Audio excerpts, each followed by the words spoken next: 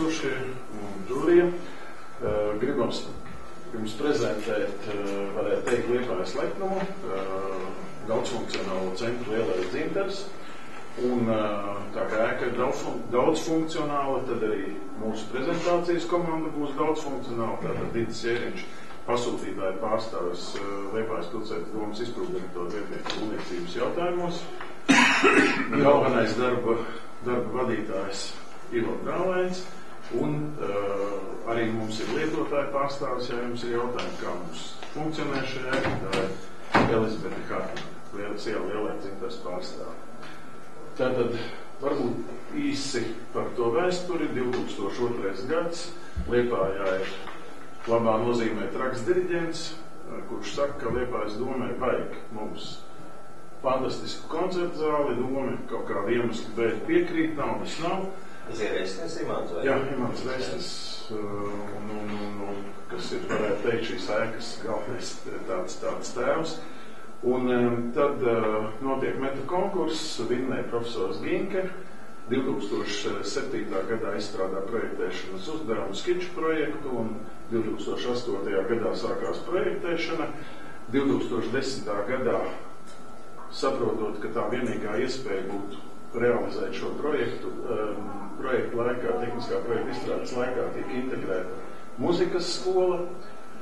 Un 2013. gadā sākās jau būvniecības cikls, uzvarētājs Sijā Merks. Un te laikam jāpasaka tāda viena, manuprāt, ļoti nozīmīga lieta gan kā pasūtītājiem, gan arī kā būvinženierim, kad mums tomēr ir jānovērtē tas, ka šī ēka ir uzbūvēta laikā, precīzi konkursā nosolītajos termiņos un arī precīzi konkursā nosolītajās izmaksās. Un tad varētu teikt, galvenais cilvēks, kas ir darījis šo te darbu un kas paveica šos ļoti sarežģītu uzdevumu, Ivo Brālēns, un viņš stāstīs vairāk par pašu ēku.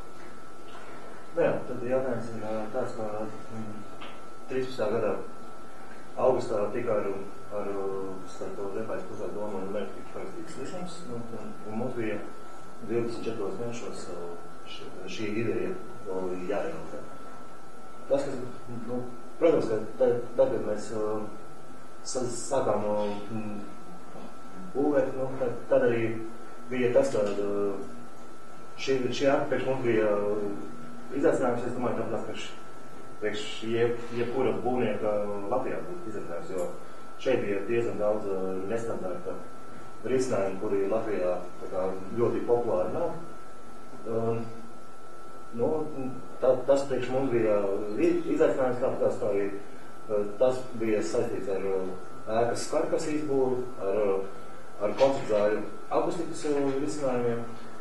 Un, teiks tā, es domāju, ka mums tas sanāca, un to, protams, visi var, kā mēs interesē, kurš ir bijis, vai nav bijis, var aizbraukt apstīties.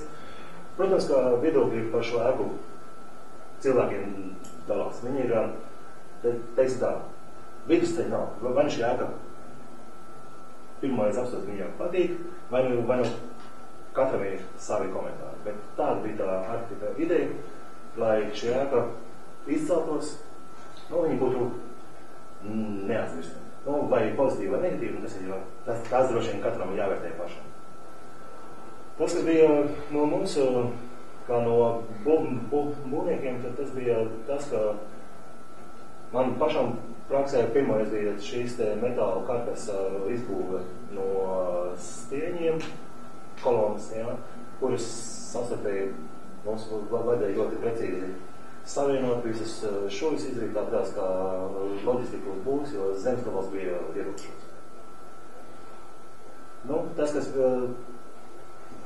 kas ir beigās bija sanācis, teiksim tā, jā, viņi ir izaicinošāki.